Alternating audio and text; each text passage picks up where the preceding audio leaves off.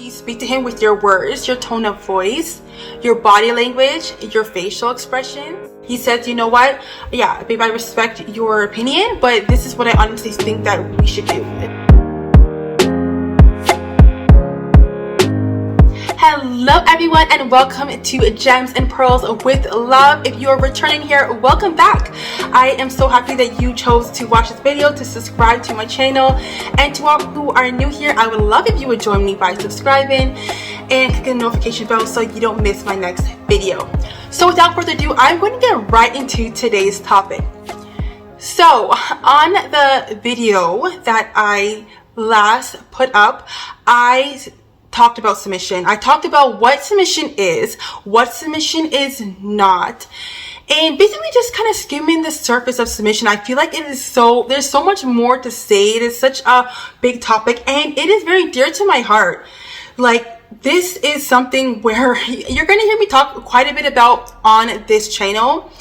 I talk about biblical womanhood in general, biblical femininity, being a godly wife, being a godly mom, being a homemaker. However, when it comes to marriage specifically, and when it comes to even this whole thing about being, a submissive wife and even being a respectful wife, this is dear to my heart. So you're going to hear quite a bit about that on this channel. So if this is not your thing, it's probably not the channel for you, and that is totally okay. I totally respect everybody's different, people's choosing to believe differently. That is totally fine, but this is what you're gonna find on this channel. So in that last video, which if you haven't watched that, I would definitely recommend you watch it, but you can watch it after this video or before, it's up to you. But I let you guys know that on the upcoming video, which is this one, I will kind of give you guys some practical examples and how submission looks practically, biblical submission in marriage, how it looks practically. Now, that being said, I want to make sure and put a big disclaimer out there that I am not at all saying that this is how submission should look and needs to look in your marriage. I'm aware that there are some people who are not married yet, so they may read that in the Bible, for example, that the wives are to submit to their husbands, and they read this, they understand this is something that needs to be done. Maybe they are not even a believer at all, and this is just something that intrigues them, and it just, something about it just makes them feel like, yeah, this speaks to me. This feels like this is something that is right. It's something that I want to practice in my life. Or so maybe you are, as I said, not married, or maybe you are married and this is something that's new to you. And again, you maybe understand why, because for example, if you watch a video like my last one or videos similar to it, you may understand why you should submit and why it's important and all that type of stuff. But then it's like, okay, well, what does this look like? And you may just be curious. So I am just giving you an example of, this is how it looks in my marriage. This is how practically my husband and I live this out. This is not to say that this is what you must do, and if you do not do things exactly like this, you are not a submissive wife. That is not, I don't feel that I have the place to say that, and that's not what this is for. Okay, so that being said, let's just kind of get into it. There is the aspect of the heart of submission. So I spoke about that in my last video. Having a heart of submission is basically having respect, reverence, which is like a really deep form of respect, and honor towards your husband. So that means being respectful in the way that you communicate to him. So that is the way you speak to him with your words, your tone of voice, your body language, your facial expressions, and not only how you speak to him, but how you speak about him. Even your thoughts towards him, casting down those thoughts that are ungodly and that are critical and judgmental, and replacing them with thoughts that are uplifting and grateful and respectful to your husband. So just being respectful, I would say, would be a way to sum up having a heart of submission. I'm not going to speak too much about respect, and the reason why is because I have two videos that you can check out. So firstly, I have a video called the six ways that I was a disrespectful wife. So it's a very much about what not to do video based on my experience. And then I also have a video where I talked about 9 ways that you can show reverence to your husband. So if you are kind of wanting to know more about this whole thing of being a respectful wife, I would definitely recommend you check out those videos. I will put the link for that for you guys below. Now, there's also the aspect of being submissive even in the little things. Now, years ago, I honestly would have considered myself to be a submissive wife because, well, I was a Christian and I know that you were supposed to submit to your husband. But the thing is that I thought that you only were supposed to submit in like big decisions. So if it comes to like moving or like buying like a vehicle or like a big things like that, you're supposed to submit. But when it comes to little things like, oh, you know, I do things my way, and you know, so that was kind of my thought. So I honestly, looking back, I don't really feel that I was very submissive at all. Now I realize the importance of submitting even in the little things. So here's a little example that I would give you guys. In the house we used to live in, we had this like kind of an old-fashioned hood fan. And that hood fan, which in case, I don't know if it's called something different I don't know if other people call it something different, but basically a hood fan, that thing that sits on top of your stove and you turn it on and when you're cooking or whatever. So I personally am only using the hood fan if like the place is starting to get smoky, like you're frying something and it's really getting smoky, you don't want the fire alarm to go off, so you would put it on at that time. But if it wasn't anything smoky or anything, you just didn't use it, you just didn't put it on. And I really didn't like this particular hood fan because it was loud. It was just really loud. So I would just avoid putting it on. However, my husband used to want the hood fan on. Like, I would be cooking something and he would just come and just turn the hood fan on. Or he would be like, oh, can you turn the hood fan on, please? It just, I don't know, it's just something where he just wanted. And I had to realize that, you know what? He wants to have the hood fan on when the meals are cooking.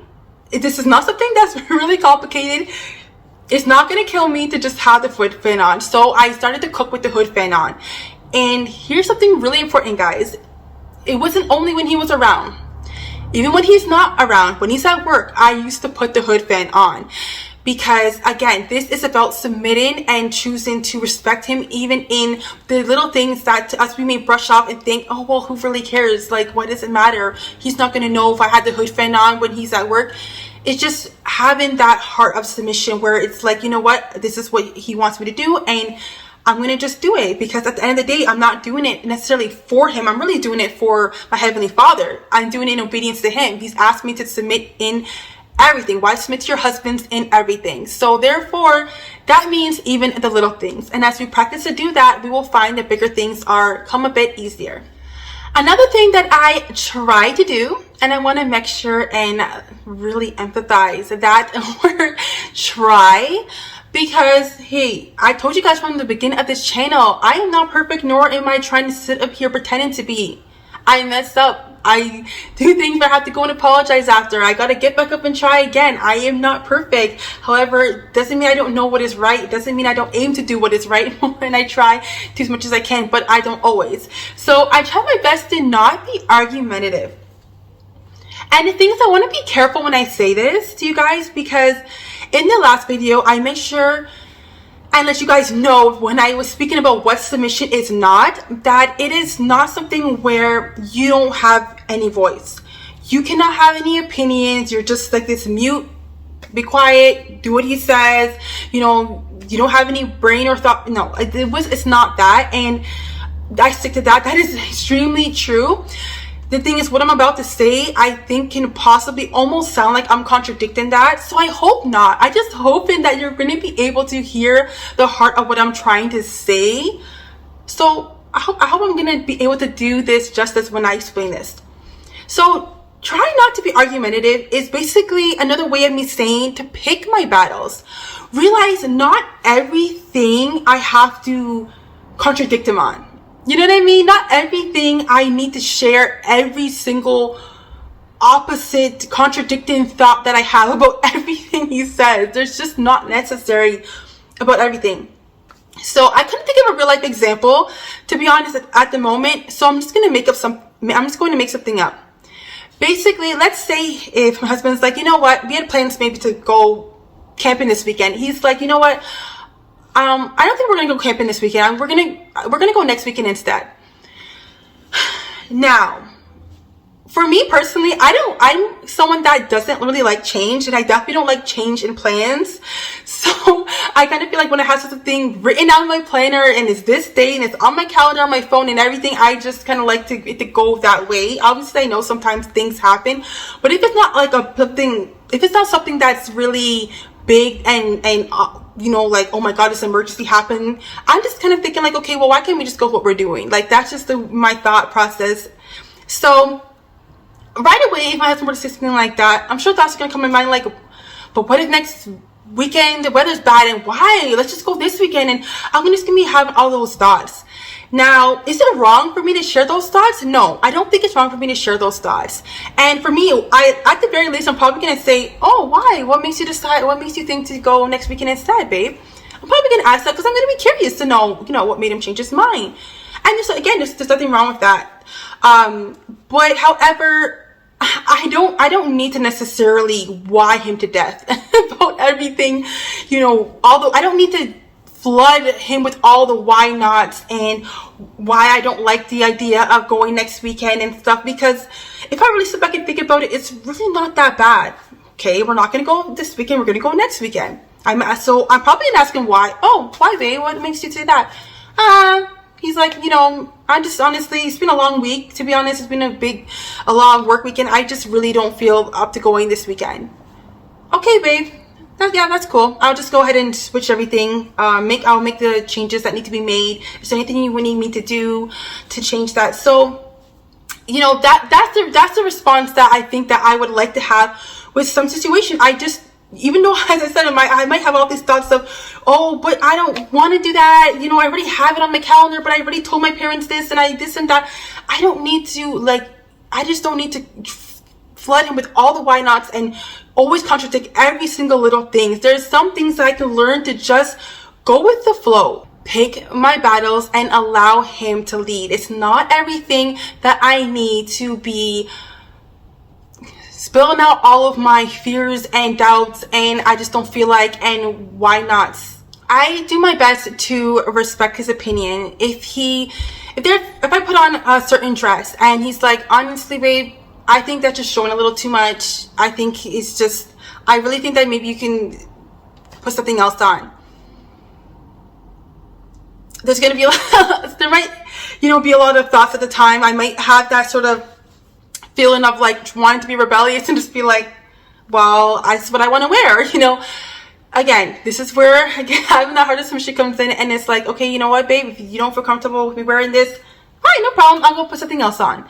Right? Choosing, again, not to be argumentative. It's not that big of a deal. And the thing about it, I'm going to be trusting, again, back to the video last video, talked about, again, trusting that, you know what, there's a reason for him to say this, you know, there's something that maybe that as a man that he sees that I don't maybe really see. And he's probably trying to protect me. And at the end of the day, I am his wife. I'm his. He's mine and I'm his. So if he does not want me to be wearing this, at the end of the day, it's not a big deal. I'm just going to go and change it. So again, just trying to not be argumentative, trying to be yielding in and allowing him to take the lead. Because if we are going to be constantly at him and ready to argue and ready to fight about every little thing, how do we think he's going to have the confidence or even feel like he's even going to be allowed to make the bigger decisions? Now, as we are talking about bigger decisions, basically how it works in my marriage, if there's anything we need to decide, so whether it is moving, making a big purchase, maybe parenting wise, it's like we need to sit down and discuss because there's a child that's going through something and we need to figure out what we're going to do, you know, just more of the bigger things that are not necessarily literally everyday things. We always come together to talk. Like it's never a situation for us where he just goes off and just makes a decision. We always come and we sit down and we discuss things. The thing about it is that my husband respects and admires my point of view. He wants to hear what I have to say about things. He knows, he's a wise man, so he knows that the Lord has given me wisdom, just as the Lord has given him wisdom. And there's going to be a part to the situation, an aspect that I can show him that he is not considered. So he always wants to hear what I have to say. And because he cares about my happiness, he wants to know what I have to say. So we discuss everything. Whatever it is, we will sit and talk about it. And to be honest, literally, like, I would say 99% of the time, we just discuss it, and we come to an agreement. Like, it's so rare for there to be a situation where we just completely do not disagree. Usually, majority of the time, like 99% of the time, 98, I would say, maybe to be more reasonable, percent of the time, we talk it through, we weigh our pros and cons, and we come to an agreement. However, there is that sometimes 2% where I just see it differently than he does. And that's fine. So in those situations now, we've discussed it back and forth. I let him know this is what it is, and this is what I think, and this is why I think it will work better this way. He lets me know, well, this is what I think. And then at that point in time, when we realize that we are not getting anywhere, where I'm just not seeing things on his point of view, he's not really seeing things on my point of view, he says, you know what, yeah, babe, I respect your opinion, but this is what I honestly think that we should do about this. And this is where now I'm going to respect him and say, okay, babe, you know, that's what you really believe is best, then okay, we'll do that. So that's how it is for the big decisions. Again, we usually just discuss things. It's so rare that it comes to the point where he has to make a decision that I'm not comfortable with. It's rare. However, it does happen every once in a while, and we need to be prepared for that. So again, this is why I'm just so grateful. I'm so grateful to God for putting these things in place for our marriage. These, be able to know my place and he knows his place. So that way we don't need to wonder, okay, well, what are we going to do? We both don't agree. Like, we know what's going to happen. We know. So therefore it's just, we know what it's going to be, and whatever happens.